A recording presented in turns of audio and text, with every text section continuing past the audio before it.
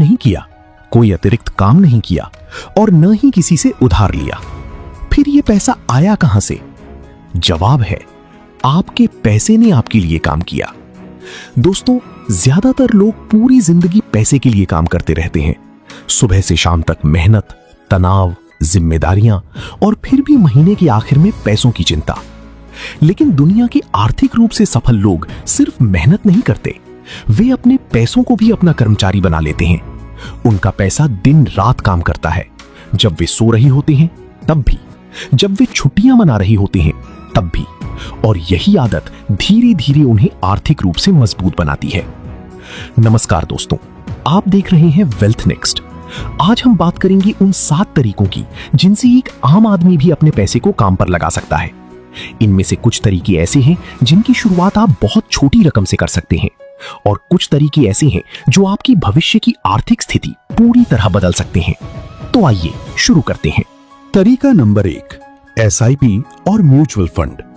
अगर आप निवेश की दुनिया में बिल्कुल नए हैं तो शायद ये आपके लिए सबसे अच्छा शुरुआती कदम हो सकता है। एसआईपी यानी सिस्टमैटिक इन्वेस्टमेंट प्लान। नाम थोड़ा बड़ा लग सकता है, लेकिन इसका मतलब बहुत आसान है। हर महीने एक निश्चित रकम निवेश करना, बस इतना ही।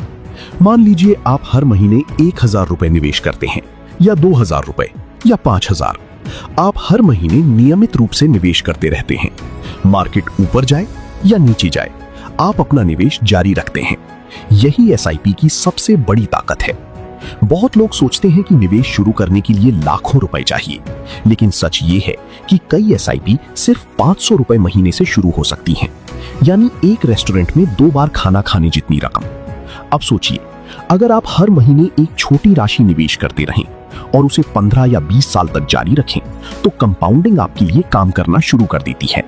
धीरे धीरे आपका निवेश बढ़ता है, फिर उस पर मिलने वाला लाभ भी बढ़ने लगता है और समय के साथ वही छोटी रकम बड़ी पूंजी में बदल सकती है। एसआईपी उन लोगों के लिए विशेष रूप से उपयोगी है जो नौकरी करते हैं और हर महीने नियमित आय प्राप्त करते हैं।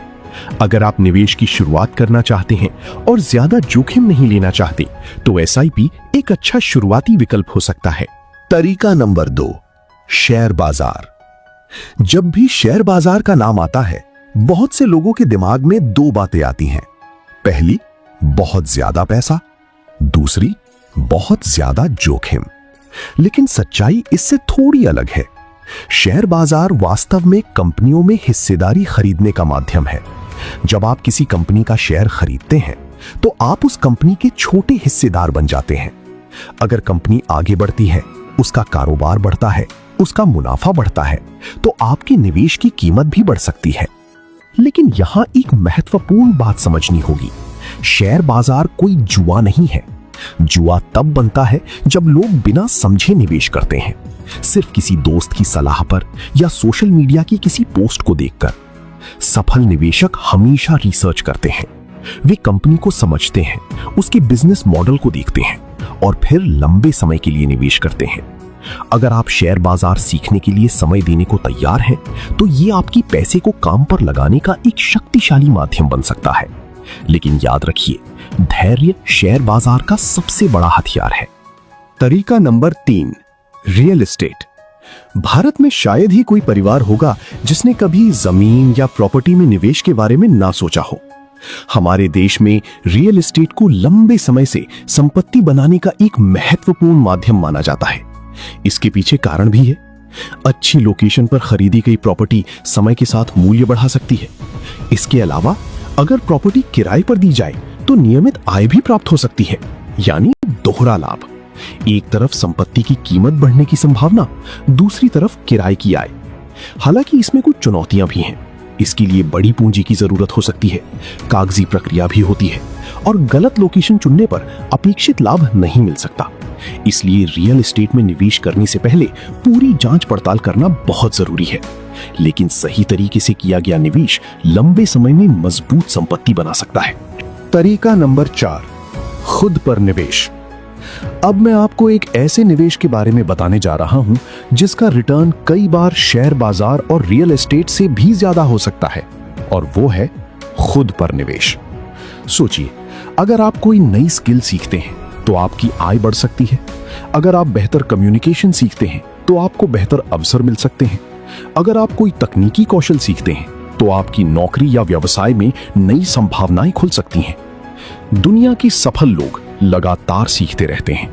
वे किताबें पढ़ते हैं, कोर्स करते हैं, नई जानकारी हासिल करते हैं, क्योंकि वे जानते हैं कि ज्ञान एक ऐसी संपत्ति है जो समय के साथ बढ़ती रहती है। मान लीजिए आपने किसी उपयोगी कौशल को सीखने के लिए 10,000 रुपए खर्च किए और उस कौशल की वजह से आपकी आय हर महीने 5,000 रुपए बढ़ गई, तो ये निवेश कुछ ही महीनों में अपनी लागत निकाल सकता है। यही कारण है कि कई वित्तीय विशेषज्ञ कहते हैं, सबसे पहले खुद को अपग्रेड कीजिए, फिर पैसा अपने आप बढ़ने लगेगा। तरीका नंबर 5, साइड इनकम बनाइए। आज की दुनिया पहले जैसी नहीं रही। एक समय था जब लोग एक नौकरी करते थे और उसी से पूरी जिंदगी निकाल देते थे, लेकिन आज परिस्थितियां तेजी से बदल रही हैं। इसलिए केवल एक आय स्रोत पर निर्भर रहना जोखिम भरा हो सकता है। कल्पना कीजिए, अगर आपकी नौकरी चली जाए तो, अगर बिजनेस में मंदी आ जाए तो, अगर किसी कारण से आपकी मुख्य आय रुक जाए तो, यही साइड इनकम की जरूरत समझ में आती है। साइड इनकम का मतलब है मुख्य काम के अलावा अतिरिक्त आय का स्रोत बनाना।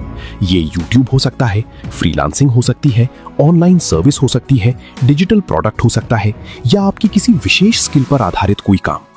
शुरुआत में कमाई छोटी हो सकती है, लेकिन समय के साथ यही अतिरिक्त आय आर्थिक सुरक्षा का मजबूत आधार बन सकती है। याद रखिए, एक आय स्रोत अच्छा है, लेकिन कई आय स्रोत बेहतर हैं। तरीका नंबर 6, डिविडेंड और पैसिव इनकम। अब बात करते हैं उस सपने की जो लगभग हर व्यक्ति देखता है, बिना लगातार काम किए आय प्राप्त करना। इसे ही पैसिव इनकम कहा जाता है। पैसिव इनकम का मतलब ये नहीं है कि आपको बिल्कुल मेहनत नहीं करनी होगी। इसका मतलब ये है कि एक बार सिस्टम बनाने के बाद आय लगातार आती रहे।